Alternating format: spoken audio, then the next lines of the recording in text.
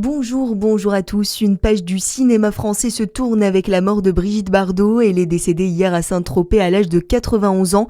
L'actrice a marqué toute une génération et a aussi laissé une trace à Dijon. Elle y avait tourné Le Repos du guerrier en 1962.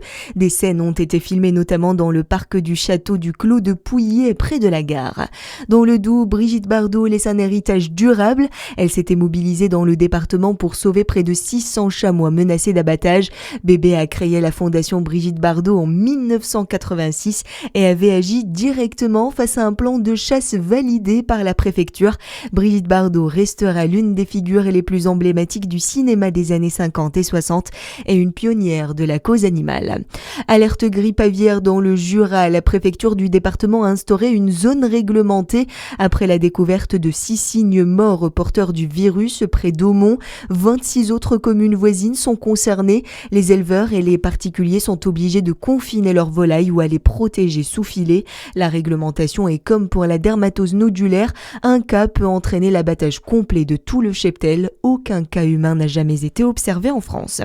C'est une distinction qui vient mettre en lumière un art ancestral de notre région. Fin novembre, la tournerie et tabletterie du Jura a été homologuée par l'Institut national de la propriété intellectuelle. Une récompense qui marque une nouvelle étape dans la reconnaissance du savoir-faire local. Samuel Vacon. Oui, c'est l'aboutissement de longues années de travail du bois. La tournerie et tabletterie du massif du Jura est officiellement devenue la 25e indication géographique, intellectuelle et artisanale du pays.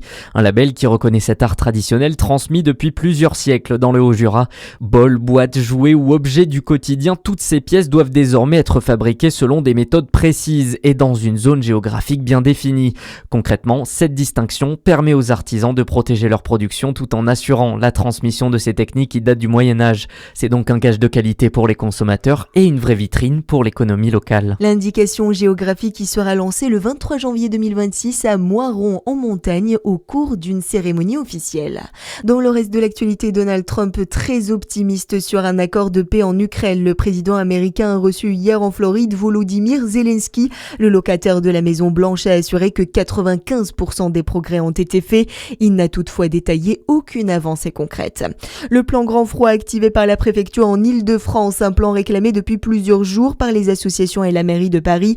Il permet une extension des horaires d'ouverture des accueils de jour, un renforcement des maraudes et la réquisition de lieux pour ouvrir des places d'hébergement d'urgence pour les sans-abri. Et en foot, Francaise n'est plus l'entraîneur de l'OGC Nice. Il a été démis de ses fonctions avant la reprise du championnat. C'est Claude Puel qui devrait le remplacer. Voilà pour l'actualité. À suivre la météo sur Fréquence Plus.